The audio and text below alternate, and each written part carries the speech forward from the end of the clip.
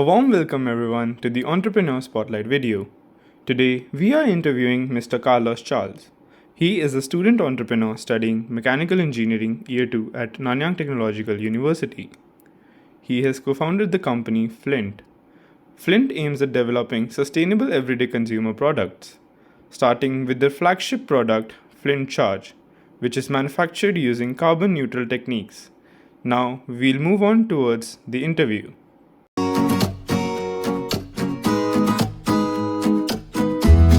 Flint is a sustainability tech brand, lifestyle tech brand. So what we're trying to do is we're trying to empower every consumer out there to know their potential when it comes to sustainability. So right now, if you want to do something big for change, relating climate change, you need to wait for big corporations or governments to do something about it. But it's been a while. It takes a very long time if you want something about it. So what we're trying to empower here is we make consumer products for people like you and me to buy and use every day. And as you use them, there's a back end system of that where sustainability runs using a circular design.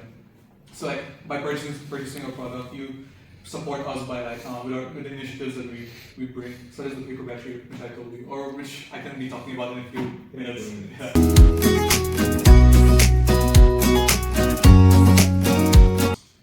I came to Singapore for my army service, and before coming to army, I was funded by Google to build on this project relating to climate change also. And when I came to army, I didn't have time to work on it, so I tried to find help outside, and that's how I met my co-founder, my partner. And he's really into 3D printing and all those things. So when we finished the project, he told me Carl, we should do something bigger, because we really our interests really matched, and we were both into sustainability and building products. So why not just do something? And then that's when we decided to just build something out of just for the sake of building, just build something and put it out there. And that's when we went to crowdfunding. Because you don't need much money to go into crowdfunding, you just need a good idea and just show it out there. If people like it, they'll support you. And using that support, you can build your product and come up. So that's what we did. We started with a very weird product, like a pager. Then somehow, through ideations, we had the power bank that we have right now. And then after a while, after we got crowdfunded and all those things, starting with manufacturing, all the details, we really wanted to do something with a bigger purpose. Because I don't like the feeling of just waking up in the morning and being oh, I'm a power bank company owner, there's no fun in it. So I wanted to instill something with a bigger vision, and that's how I got sustainability, the idea of sustainability, because it's been something I'm really driven since a young age. And that's when I decided Flint needs to do something in that space, and we've been slowly trying to do some initiatives with it. And right now, with the product you buy from Flint Charge, you get to plant 3 trees. You remove 500 kilograms of carbon every time you buy, and also it's made out of recycled plastic. We're trying to show the world that green manufacturing is possible.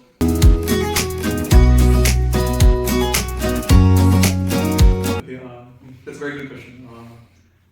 I think the biggest takeaway from university would be the people I meet. I wouldn't say it's GPA or the grades that I earn. I'm just getting trying to go with the flow with university, because all my friends are really into GPA. So when I get to see with them or be with them, I feel like an outlier most of the times. So yeah, it's not a nice feeling, because you're in two different worlds at the same time. So when you go to the entrepreneurship world, you're whatever you do, there's potential that it will reach the world. And when you come back to the studying stuff, you're oh, I'm just studying to get full marks in this paper, and what's the point, Because after the semester, I'll definitely forget what I learned.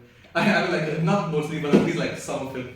So I feel uni is just a means for me to meet new people for the future and get good connections.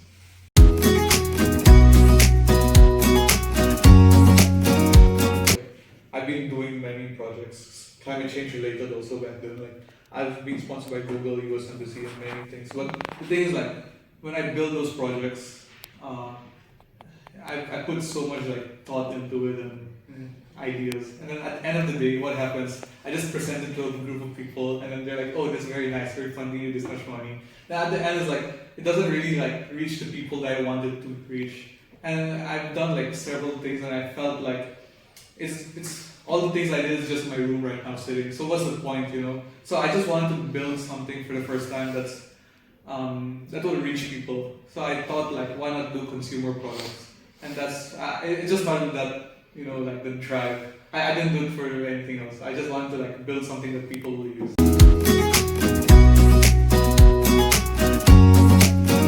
Just start. Just don't think too much about it.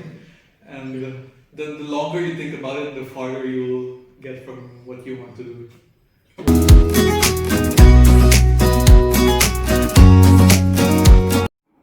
For our reflection journey, we first discuss the pre-founding dilemma, which deals with questions like when should I launch my startup? Wait for the right market opportunity or should I leap head on? Carlos in the interview is clear about his launching of Flint. He created the company while in university. He dived into the entrepreneurship journey right after national service without accumulating the career experiences, but rather learning throughout the journey, facing the problems head on, and learning from his failures as well as his past experiences, which he gathered by doing his projects since high school. He found his personal situation favorable as a university student because university sets the right environment to network and is the perfect time to take risks without having much responsibility. Secondly, we will discuss the investor's dilemma, raising questions like what type of investors should I target at different stages of growth? Should I bootstrap my startup with full control or should I share control for investor money? Recently, Carlos was faced with exact same dilemma. Flint was offered 100,000 Singapore dollars for 10% equity by an investor. Flint refused the offer as it found giving up control will deviate it from its mission of sustainability, as they will be liable to investors and corporate profits. They are bootstrapping using the revenue generated from their power bank Flint charge, thus giving us insight on investor dilemmas startups face during the journey. With this, I end my interview with Mr. Carlos Charles, co founder of Flint. Thank you for attending.